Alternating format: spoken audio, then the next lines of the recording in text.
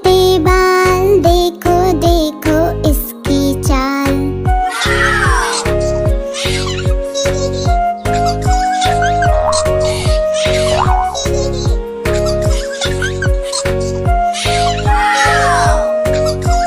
भागे सरपट भरी दोपहरी, पीठ पे धारी भूरी भूरी। भागे सरपट भरी दोपहरी, पीठ पे धारी भूरी भूरी। फल और बीज है इसका खाना, कभी न बच्चों इसे सताना। फल और बीज है इसका खाना, कभी न बच्चों इसे सताना। चूहे जैसा रूप है पाया, कोमल कोमल जिसकी काया। चूहे जैसा रूप है पाया, कोमल कोमल जिसकी काया।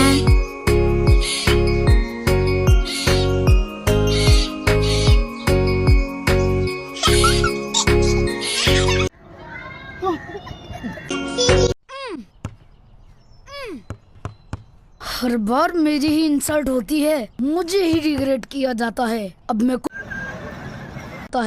मैं कुछ ऐसा काम करूंगा कि मुझे सबकी तवज्जो मिले। चलो छोड़ देता हूँ, क्या याद करोगे? आज सबको जाकर बताऊंगा कि क्या कारनामा सर अंजाम दिया है मैंने। अस्सलामु अलैकुम। वालेकुम अस्सलाम। बकिया दोस्त कहाँ हैं? मुझे क्या पता, डिस्टर्ब ना करे मुझे। ये क्या एटीट्यूड है? सॉरी मैं मजाक कर रहा था। मैं अभी गुलाम रसूल भाई के पास जाने ही वाला था। अच्छा, मैं भी उन्हीं के पास जा रहा था। आप क्या करने जा रहे थे? मैंने आज एक कारनामा सर अंजाम दिया है। अच्छा, ये तो मैं वहाँ जाकर ही बताऊंगा। बेटा इसके कितने पैसे? ये हमारे उसैद भाई ने अपने बाबा की इजाजत से बुजुर्गों की मदद के लिए बनाई है। अच्छा, बहुत शुक्रिया, आपने मेरी परेशानी दूर कर दी। और किसी परेशानी खत्म करने वाले को बहुत सवाब मिलता है। जी बिल्कुल, हमारे प्यारे नबी सल्लल्लाहु अलैहि वआलिहि वसल्लम ने इरशाद फरमाया है, जो किसी मुसलमान की परेशानी दूर करेगा, अल्लाह अज़्ज़ा वजल कयामत की परेशानियों में से उसकी एक परेशानी दूर फरमाएगा। माशाअल्लाह। बहुत शुक्रिया, मैं चलता हूँ। अस्सलामु अलैकुम। वालेकुम अस्सलाम। बबलू भाई ने आज एक कारनामा सर अंजाम दिया है, वो तो सुन ले। अच्छा, वो क्या? मेरे सामने आज एक कुत्ता आ गया था। मैं उसे बॉल से मारने ही वाला था, लेकिन मैंने उसे छोड़ दिया। मैंने कहा जाओ, तुम्हें मैंने छोड़ दिया, क्या याद करोगे? तो इसमें खास बात क्या थी? वो तो ये थी वो बात जिसके लिए आप एक्साइटेड हो रहे थे। ये आपने सोच भी कैसे लिया कि आप कुत्ते को मारेंगे? जी, आप मार ही नहीं सकते, इसमें आपने कोई अनोखा काम नहीं किया। अच्छा, आपने बहुत अच्छा किया कि बिला वजह उसे कुछ नहीं कहा। आपको पता है उसैद भाई ने आज क्या बनाया है? क्या बनाया है? एक डिजिटल मैग्नेटिक स्टिक बनाई है, जिसकी वजह से बूढ़ों को सहारा मिलेगा। वो गिर नहीं सकेंगे और अपने घर वालों से कनेक्ट रहेंगे। अच्छा, तो अब ये होगा मेरे साथ। मैं कुछ भी कर लूं, लेकिन सारी तवज्जो कोई और ही ले जाता है। उसैद भाई ने मुझे बहुत हर्ट किया है। मैं अब उस बाबे की स्टिक से डिवाइस ही निकाल दूंगा। फिर देखता हूँ कि उसैद भाई। बबलू भाई। जी, ये आपसे माजरत करने आए हैं। सॉरी, हमने आपका दिल दुखाया। It's okay. और आपको भी इस तरह किसी का बुरा नहीं सोचना चाहिए, क्योंकि अच्छे बच्चे हमेशा अच्छा सोचते हैं। आप साजिश करके किसी की इज्जत कम नहीं कर सकते। हमारे उसैद भाई बहुत अच्छी चीजें बनाते हैं और आप भी बहुत अच्छे हैं। सॉरी उसैद भाई, मैंने आपके लिए इतना नेगेटिव सोचा। मैं आइंदा ऐसा नहीं करूँगा। हमें ऐसे ही मिलजुल कर अपना और अपने मुल्क का नाम। बबलू हाथी सुबह सवेरे अकेले वन में टहलने के लिए निकला। वह अपने ही धुन में चला जा रहा था। लगता था उसके दिमाग में कोई उलझन है, जिसे वह सुलझाने की कोशिश कर रहा था। सड़क पर आगे बढ़ते ही उसके सामने चीकू खरगोश भागा। बबलू का पैर उसके ऊपर पड़ने ही वाला था कि चीकू जोर से चिल्लाया। छोड़ दे। चिल्लाया। उसकी आवाज सुनकर बबलू ने अपना पैर पीछे खींच लिया। कहाँ खोए हो बबलू भाई? कहीं नहीं, बस कुछ ऐसे ही सोच रहा था। किस बारे में? तुम जानकर क्या करोगे? शायद मैं तुम्हारी कुछ मदद कर सकूं। तुम तो जानते हो आजकल वन में कितनी चोरियां हो रही हैं, पर चोर का कोई अता पता ही नहीं है। इस बात को लेकर वन के सारे प्राणी चिंतित थे। वे वहाँ खुद को सुरक्षित महसूस नहीं कर रहे थे। अरे चीकू भाई, हम मजबूर हैं। हम चोर को पकड़ ही नहीं पा रहे हैं। वह बहुत चालाक है और अपने काम को बड़ी कुशलता से अंजाम दे रहा है। कहीं कोई सबूत ही नहीं छोड़ रहा।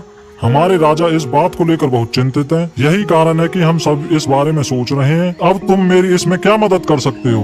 मैं कुछ सोचता हूँ, हो सकता है मुझे कोई उपाय सूझ जाए। प्रयास करने में कोई हर्ज तो नहीं है। तुम ठीक कहते हो चीकू, लेकिन वन के गुप्तचर भी अभी तक इसका कोई हल नहीं निकाल सके। इतना कहकर वे चुप हो गए। बबलू की बातों ने चीकू को सोचने के लिए मजबूर कर दिया। चीकू को उदास देखकर बबलू बोला, तुम अपना मन छोटा मत करो। मुझे अच्छा लगा कि तुमने मेरी परेशानी को समझा। कभी मैं भी इस वन के लिए गुप्तचर का काम करता था। एक बार मेरी टांग टूट जाने से मेरे अंदर फुर्ती नहीं रही। तब से मैंने यह काम छोड़ दिया। चीकू, तुम चाहो तो यह काम दोबारा कर सकते हो। वन के प्राणी ज्यादातर दिन में भोजन की तलाश करते हैं, वे रात को आराम करते हैं। तुम दिन रात दोनों में ही भोजन की तलाश में निकल सकते हो। हो सकता है रात को तुम्हें कुछ ऐसी बातों का पता चल जाए जो हमारे काम की हो। हाँ बबलू, तुम ठीक कहते हो। मैं आज रात को वन में घूम कर इस बात का पता करने की कोशिश करता हूँ। थोड़ी देर बातें करके चीकू अपने बिल की ओर बढ़ गया और बबलू अपने रास्ते चला गया। चीकू के दिमाग में अभी तक बबलू की कही बातें घूम रही थी। उसे समझ नहीं आ रहा था वह बबलू की मदद कैसे करे। दिन भर वह उसी उधेड़-बुन में लगा रहा। शाम होते ही चीकू कुछ सोचने लगा और वह चुपचाप बिल से बाहर निकल आया। चीकू की पत्नी ने देखा तो बोली, इस समय कहाँ जा रहे हो? बाहर खतरा है। खतरा तो सुबह भी रहता है, लेकिन खतरों से डर कर हम भूखे तो नहीं मर सकते। मैं बाहर घूम कर आता हूँ। इतना कहकर चीकू रात को बिल से बाहर निकल आया। कुछ दूर जाकर उसकी नजर बंकू उल्लू पर पड़ी, जो कुछ ही दूरी पर था। वह पेड़ की डाल पर बैठा अपनी गर्दन चारों तरफ घुमा रहा था। वह तेजी से पेड़ की एक डाल से दूसरी डाल पर उड़ रहा था। बंकू की नजर उस पर नहीं पड़ी थी। कुछ सोचकर चीकू पेड़ के पीछे से बाहर निकलकर थोड़ी खुली जगह पर आ गया और वहां से बंकू उल्लू को देखने लगा। बंकू ने चीकू को अंधेरे में भी देख लिया, पर उसने उसमें कोई उत्सुकता नहीं दिखाई और अपनी गर्दन चारों ओर घुमाता रहा। चीकू बड़ी देर तक बंकू की हरकतों पर नजर रखे रहा। वह थोड़ी देर तक खुले मैदान में खड़ा रहा, पर बंकू ने उसे देखकर भी अनदेखा कर दिया।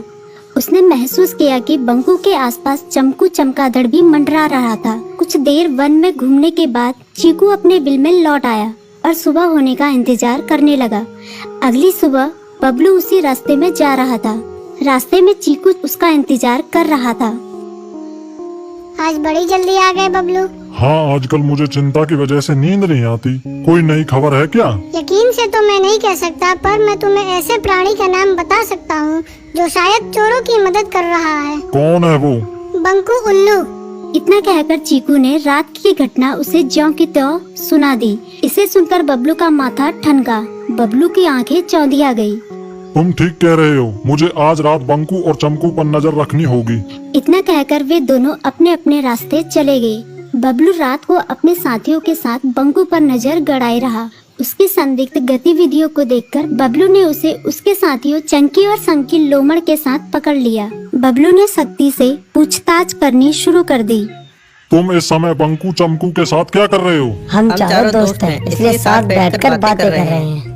चमगादड़ और उल्लू की दोस्ती तो समझ में आती है, पर लोमड़ के साथ दोस्ती कैसे हो सकती है? सख्ती से पूछने पर दोनों ने अपना जुर्म कबूल कर लिया और सभी चोरियों के बारे में बताया जो उन्होंने कुछ दिन पहले वन में की थी। बबलू ने उनके चोरी का सारा सामान भी बरामद कर लिया। बंकू और चमकू को अभी तक समझ में नहीं आ रहा था कि वो इतनी आसानी से कैसे पकड़ में आ गई। Thank you.